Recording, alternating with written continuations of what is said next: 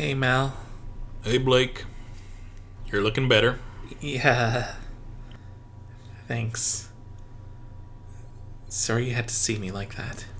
It's fine. I thought things a lot scarier looking than you.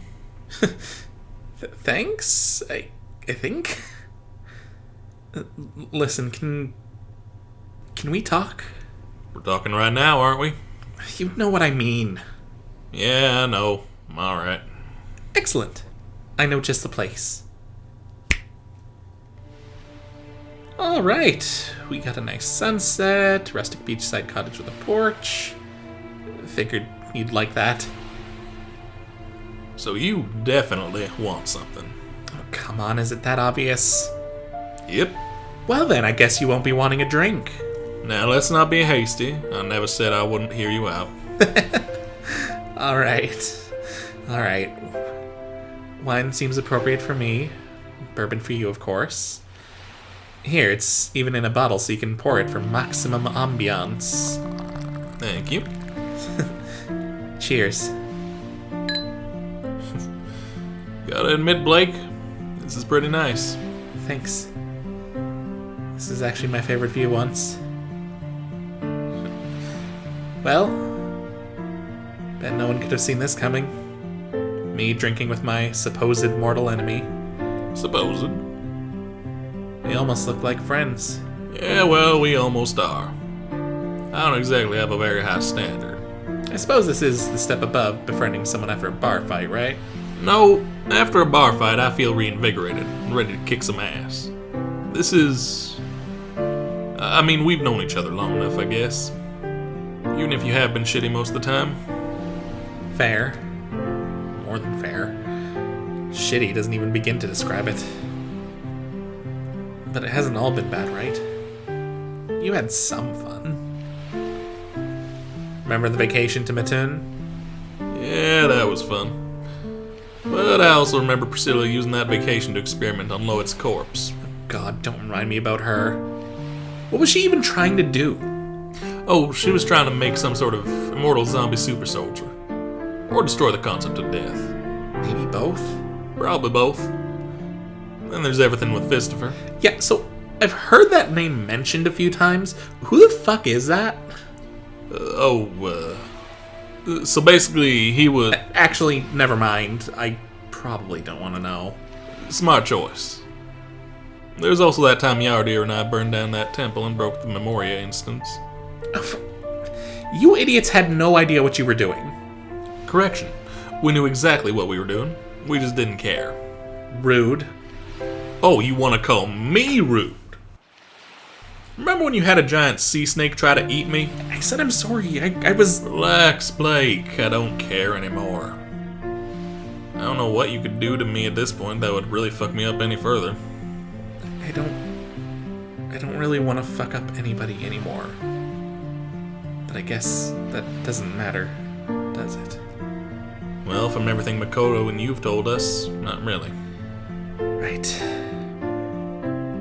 Well, I owe you an apology. You kinda already did. I apologized for the hurt. Well, some of it.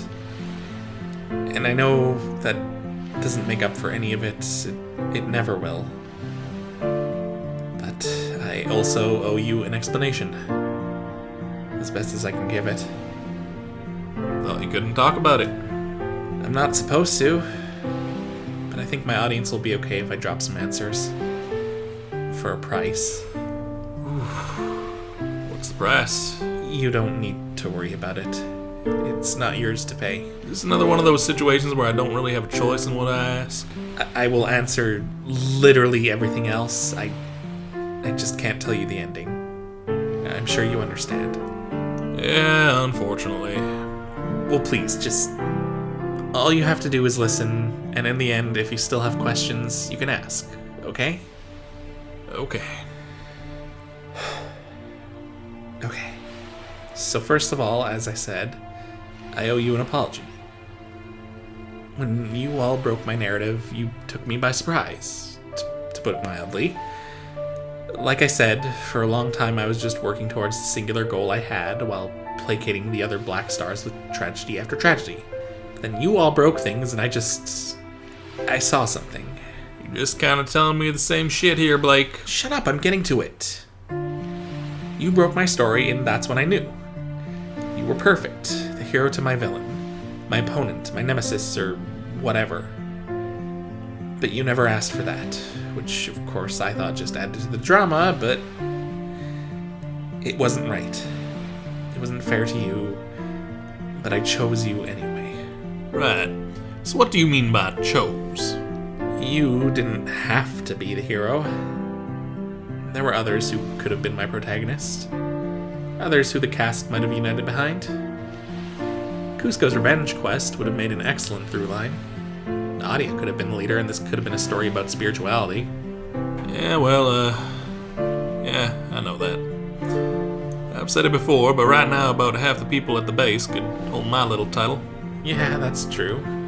Asura is the liberator, after all. And if that doesn't fit a hero, I don't know what does. Civi could have been central, and this could have been a story of self-discovery. And Jericho... Well, Jericho could, well, yeah, she'd probably need some work. I mean, yeah, but it'd be a good story. Yeah, my point still stands. Honestly, now also would have been a good option, but there were some issues there. Yeah, you apparently stole him from a rat man? It's fine, Baku's the worst. He wasn't doing anything with him anyway. Good to know a bunch of us are being tugged around by children playing gods. And my friend is a doll for him. I thought you'd cut on that that's just how the universe currently works. Yep, we are in fact in hell. We are indeed in hell. With that in mind, Hien would have also been a perfect option. He's got that whole boundless optimism thing going for him. Pretty sure he could save anyone through the power of love or whatever. Yep, Hien would have been a great choice. Hell, he kind of does it already. Comes naturally to him. Yeah. He even forgave me, of all people. But I wanted you.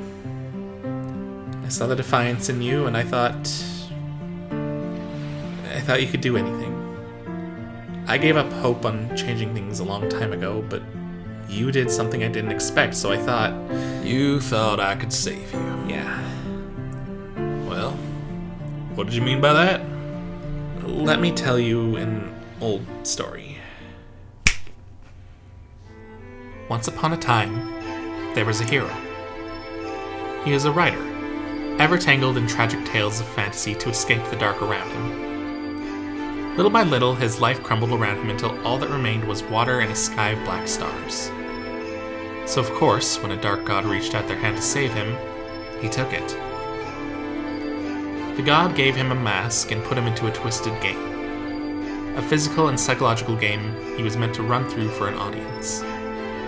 These games had one goal: to break the souls within them, to first dirty the mask, and then peel away layer after layer until a person's core was laid bare. To reveal people at their base instincts are selfish and cruel.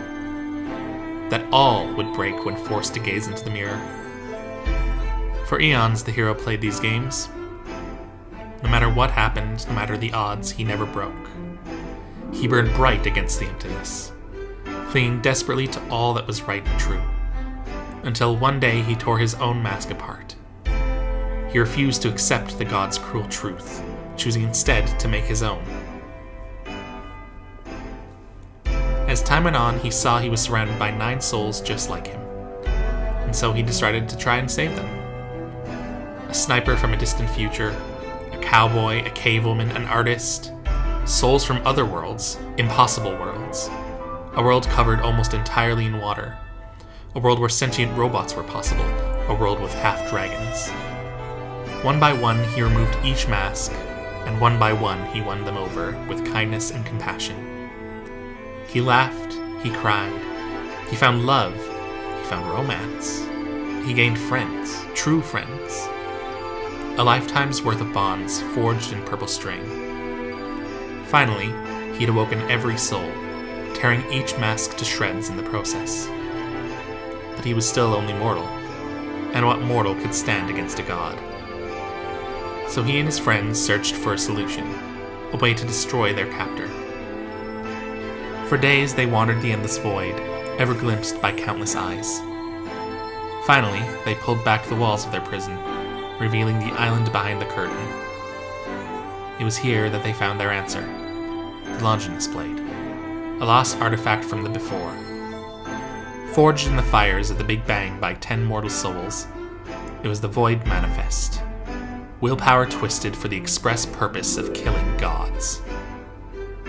The hero had the 10 souls, but that was not enough. The world the hero was trapped in was one of harsh truths and sacrifices. The hero needed to make the void physical, pull the blade from his own prison. After some deliberation, his lover offered her own heart. Their love manifested in one final sacrifice for the greater good. With tears in his eyes, the hero begged for another option, any option at all. But of course, that's not how the void works. He pulled the sword from his lover's breast with a kiss. Then he wiped his tears and prepared for a battle intended for him and him alone. The god knew he'd come, of course, and though they held a sword of their own, they'd never been the sort to resort to brute force. And so they laughed, "Catch me if you can." And the chase was on. A game of cat and mouse. The hero was quick, but the god was quicker, always a step ahead, over, and behind. The two danced across webs of purple string, leaping between nebula, ducking and weaving through a sky of black stars, fighting for all of time and none at all. Finally, the hero struck the god down, driving the Longinus Blade into their chest. He stood over them, panting for breath, wiping the black blood splatter from his face, and watching the purple string fade away into nothing. And then the god stood, and thanked him for cutting the strings. The Longinus Blade was the wielder's will made manifest. And the hero, as he was not enough.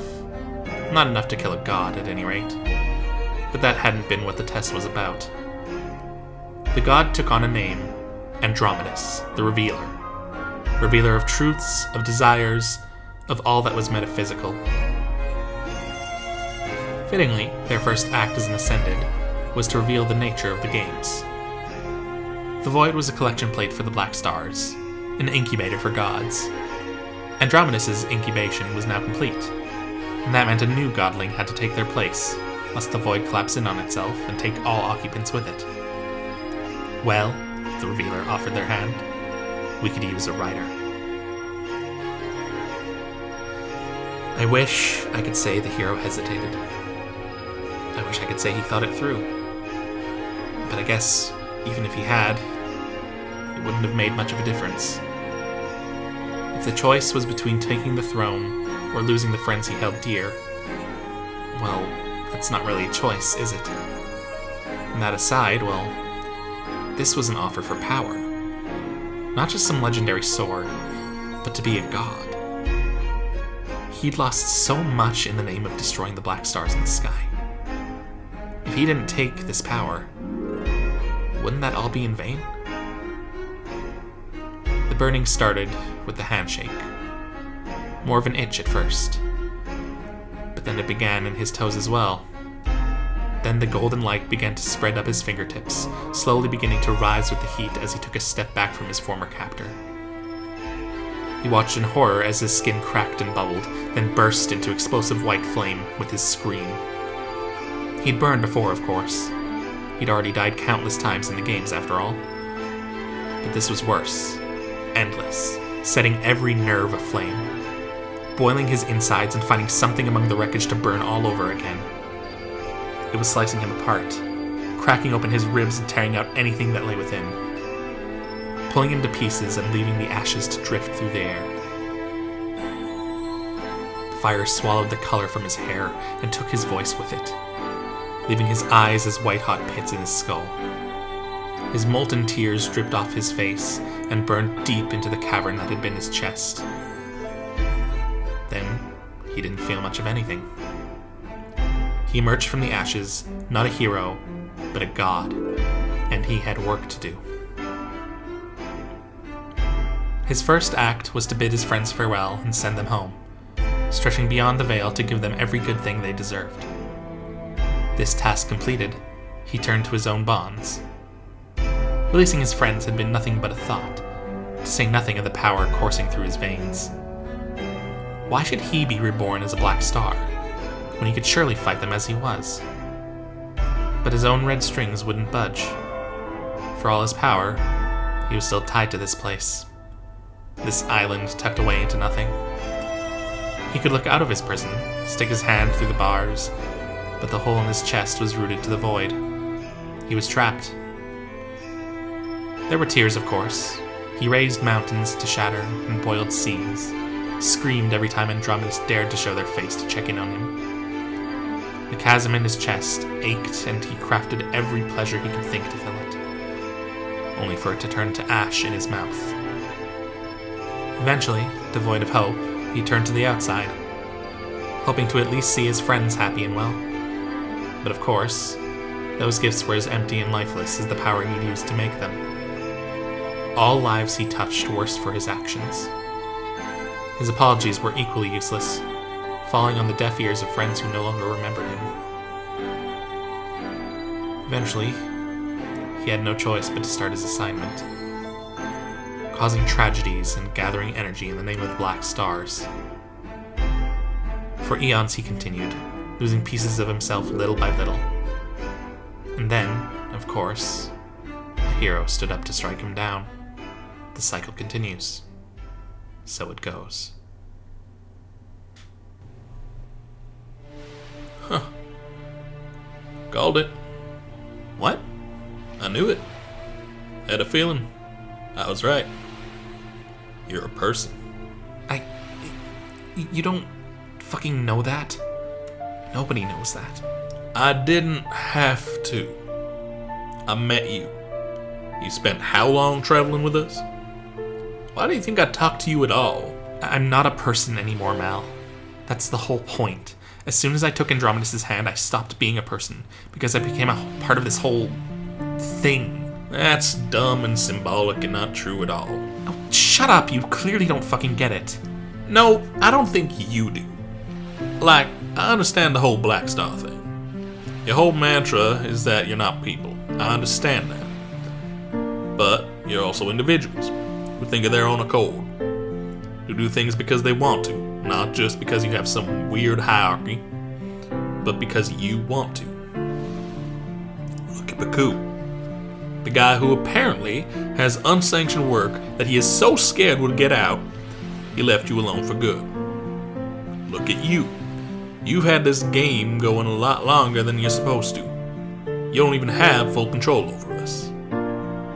I know you think that once you took that hand, you stopped being a person, but I guarantee you, it takes time to chip away. I've done a whole lot of terrible things whether I wanted to or not. Yeah, well, the idea that a person doesn't do bad things is even stupider. Alright, fine.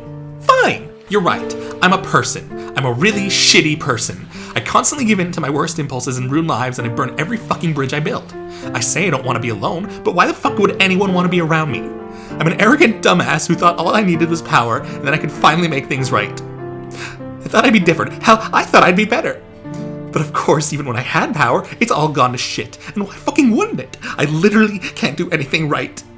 Every good thing I've done is just a placeholder for a bad end. I've accumulated all this power and I can't even fucking use it because it's tied to this stupid place. I'm too emotional to be a Black Star, and I'm too everything to be human. No matter what I do, I'm never enough. But you know what? At least I fucking tried. I tried to be good. I tried to be kind.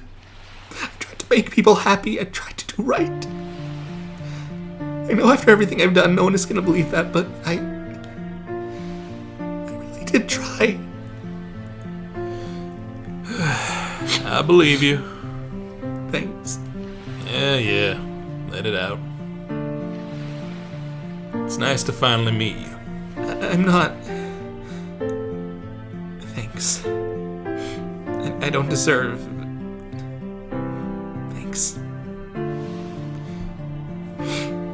But this isn't enough. You know that, right? Yeah, I know. You enjoy what you can. I want to stop this. That's all I've ever wanted. But I made a deal. And that deal has terms. Someone once told me to help them. Those lights in the sky. And that was the plan. That's why I created this world. Continuous, planned out story is a lot stronger than an improvised and hijacked one, after all. It's the only thing I'd ever been complimented on. Good job making the machine stronger, Godling. Yep. Pretty fucked. Well, I thought if I could change the machine, maybe I could take that power for myself. Maybe I could keep this going longer than I was supposed to, build up an excess, and then when I ascended, I could finally fight.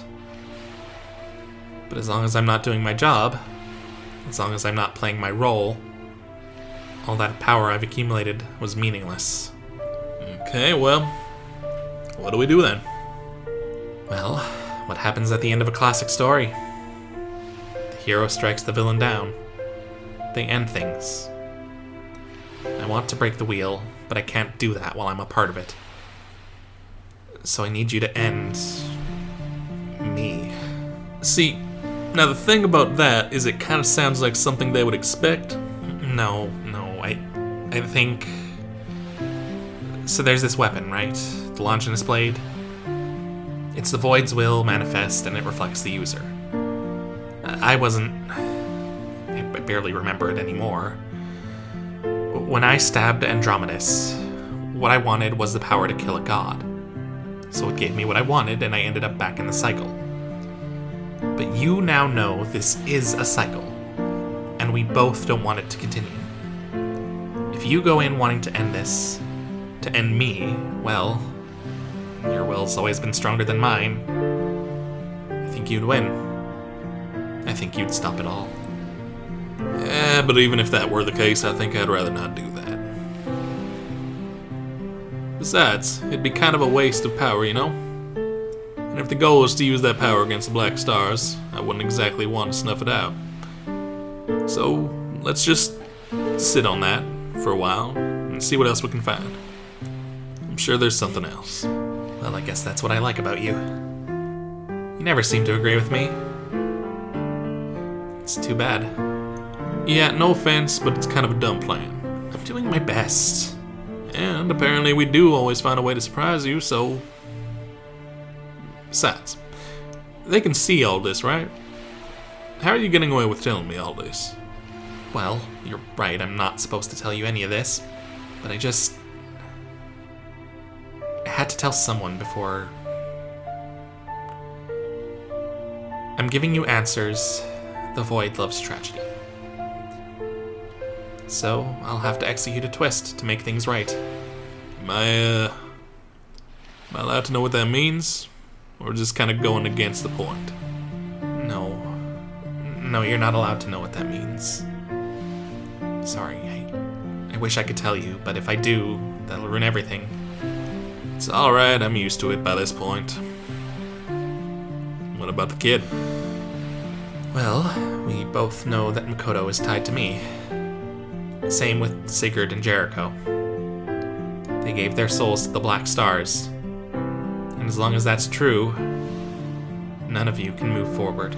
God damn it, Blake. None of them could have known what they were doing. I know, it's fucked. I just thought, maybe if I do this, the bosses, or at least this hole in my chest, would be placated for a while. But you saw how that went. I shouldn't have taken their souls in the first place. That was wrong. But there's only one way to undo that. A sacrifice. A soul for a soul. Jericho and Sigurd can be saved if others among the group make that trade. But for Makoto, I need something specific. The death of a hero in a child's name. Do you understand what I'm saying? Oh. Yeah, I do. You want a different ending, right? You'd rather not kill me as things are, and I don't want you to end up in my place. Well, that means we need to change the narrative from what it is right now. That means reducing the size of my cast down to 8 souls and 2 strangers. I'm sorry, I know it's a lot to ask. I don't want to ask you to make this decision. I don't want to do this to anyone, but it's the only way I can... I'll do it. Well, are you sure? You're asking me to die for a kid. It's not even a question. Of course I'll do it. I don't know why I'd expect anything else. Alright, here. Take my hand. Let's get this done. Yeah, no time like the present, I guess. It's a shame. This was actually kind of nice. Yeah, it was. You're a good man, Malcolm Reynolds. And that's a damn shame. Let's go back to the others, shall we?